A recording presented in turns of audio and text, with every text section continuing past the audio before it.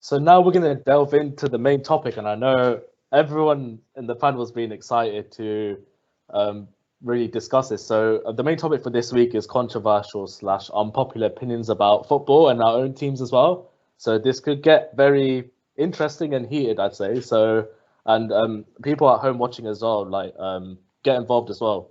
Comment on the video and stuff. Let us know what you think. Give us your controversial and unpopular opinions. So, any dibs to start? Who wants to start?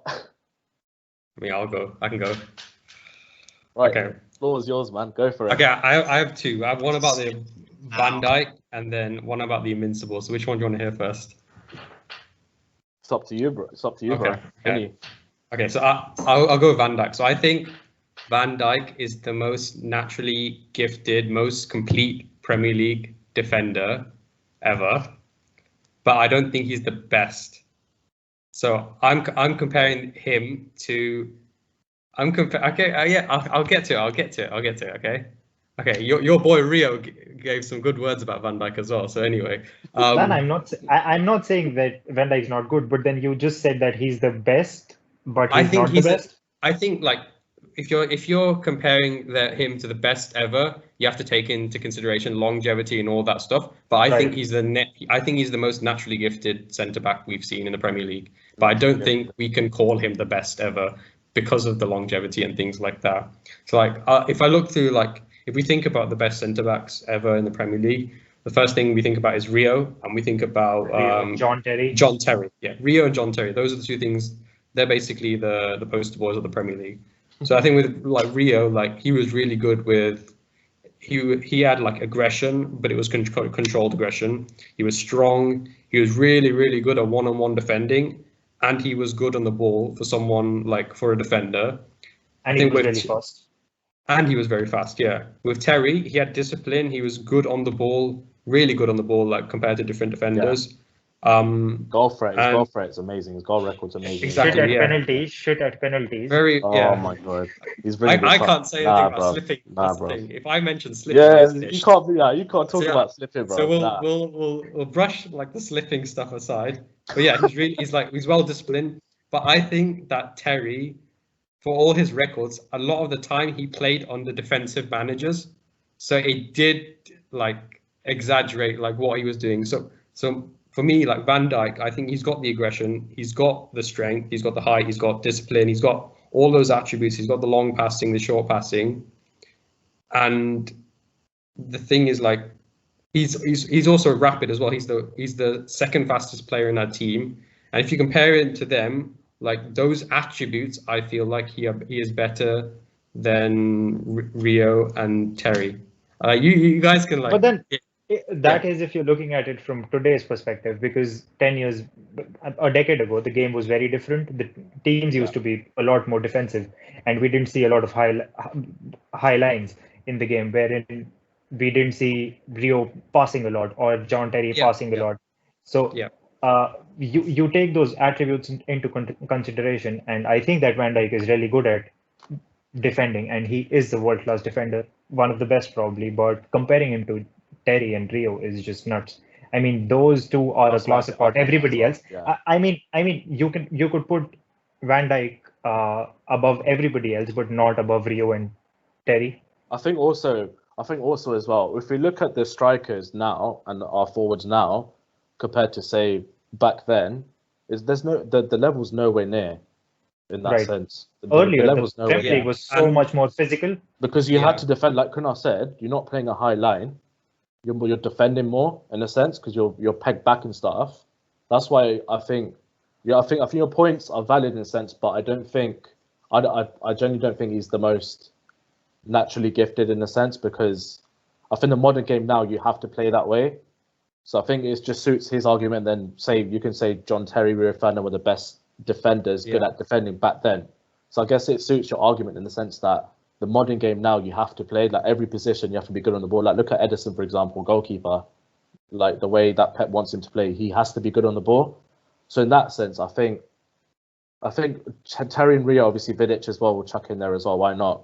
I'm sure. That's the thing, you're saying about the high line and stuff like that. But do you genuinely think Terry would survive a high line with his pace in the modern era? Like, can you put Terry in every? Can you put Van Dijk in every generation? And you think he would be I think he would be a decent defender in every generation. But That's what what I'd I say think. to that, So would go Terry on. and Rio.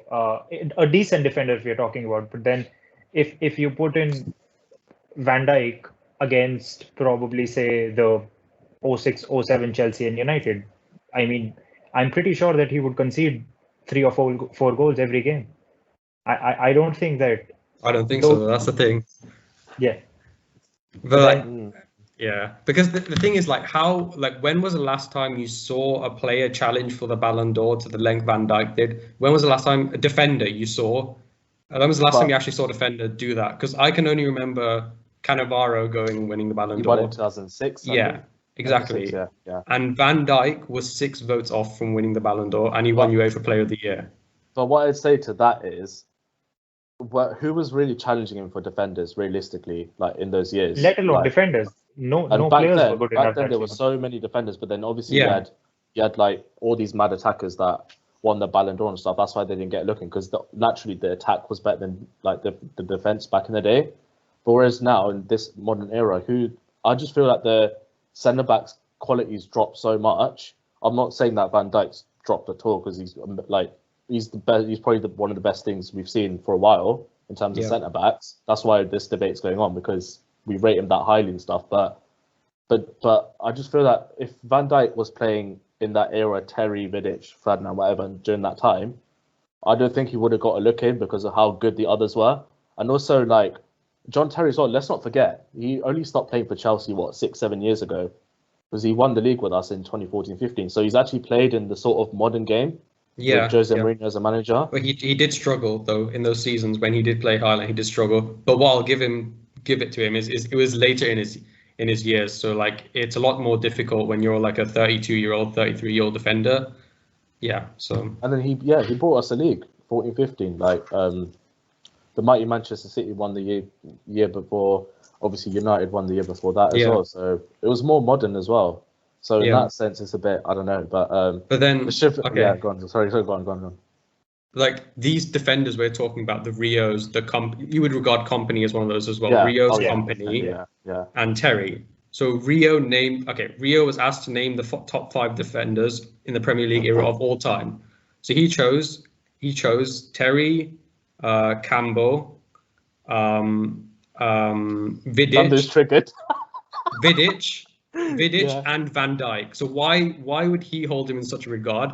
And if you ask Company was asked the exact same thing. Company said Van Dijk is the best Premier League defender ever. So why is it that we're not allowed to compare him to those players? No, I'm not even saying the players themselves compare them. No, I'm not saying that you can't compare Van Dijk to them. Van Dijk is in the conversation of being one of the best defenders, but then comparing him to Rio and Terry at the peak of their careers is just mad. I mean, Rio and Terry were just way above everybody else. But like on what? Like if like I'm talking like the thing is like my argument is not saying they had a better career. Van Dijk had a better career than all of them. I'm saying like if you use the eye test, you watch Van Dijk play week in week out, you see him. He's a Rolls Royce. He's a machine. Like the way he plays and everything, he looks amazing. Even smells nice. Even Troy Deeney said he smells nice on the pitch. Like this guy has no flaws. I'm sure. I'm sure of it. So that's the thing. But then that comes back to my point in saying the attackers now compared to then, they're just not good enough. Like, and realistically, even when Barcelona played Liverpool as well, when you guys lost 3-0 that game, like that was, in my opinion, that was one of Van Dijk's poor games because of how good Barcelona's attack was. But obviously the second leg, you guys like Suarez was nowhere to be seen.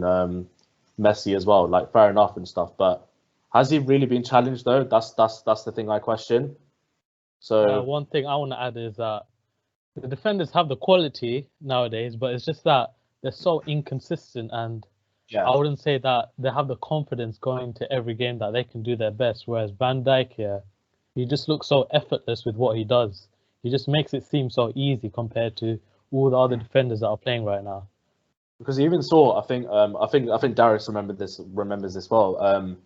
I believe it was last season I think it was Liverpool Arsenal. I think it was 3-0, 3-1. Like Nicolas Pepe skipped past him like anything, and it's like that's like I can't remember many players trying to take on Van Dijk.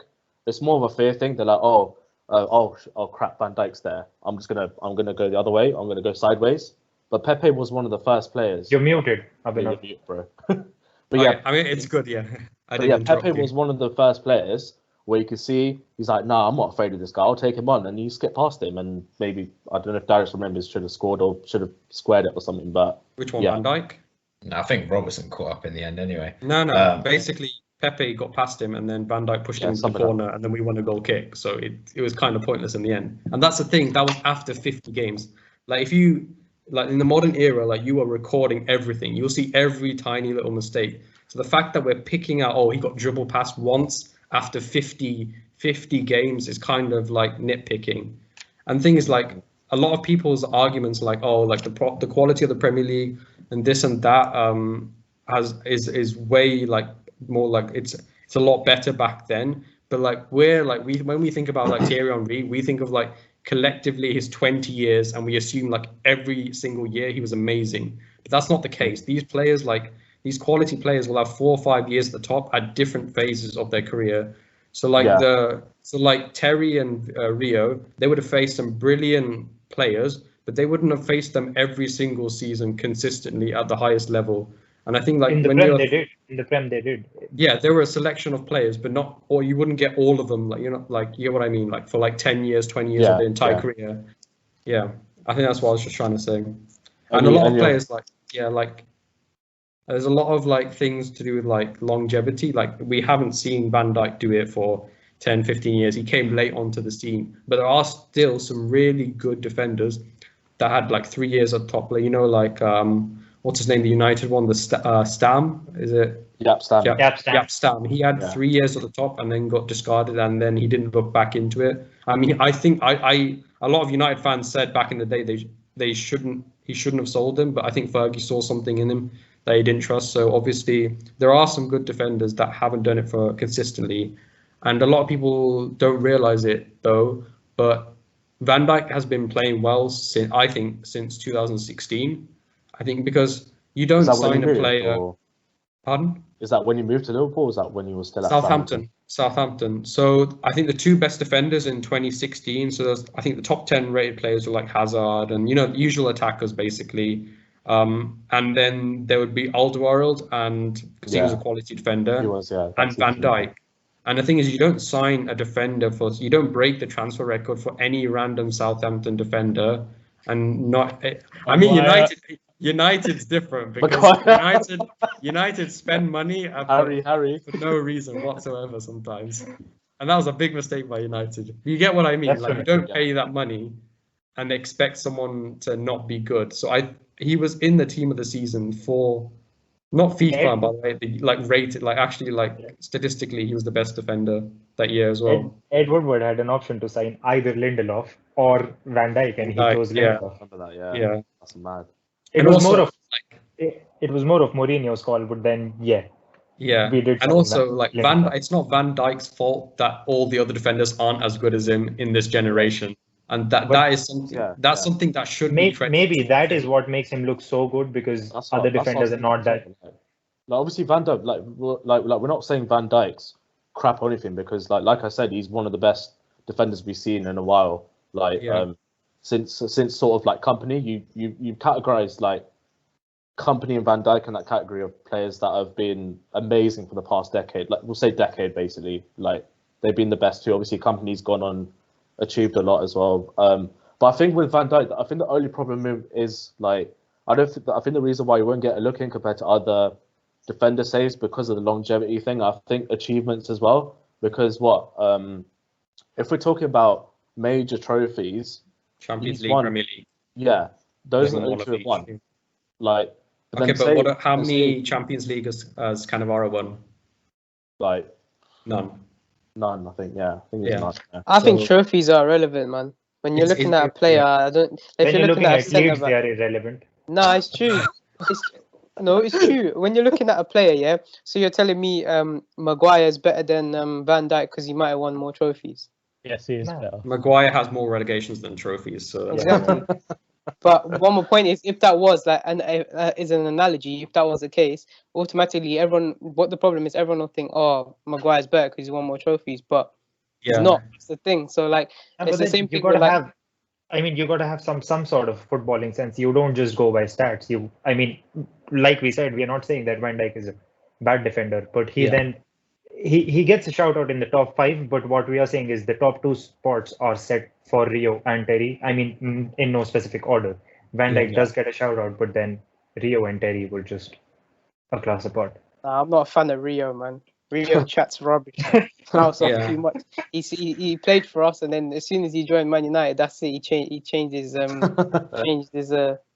don't forget, we gave him first Champions League game. So and trophies are a lot like dependent on the team itself. Like you can't say Varane is the best generation, like defender of this generation, because he's won that many Champions Leagues and things like that.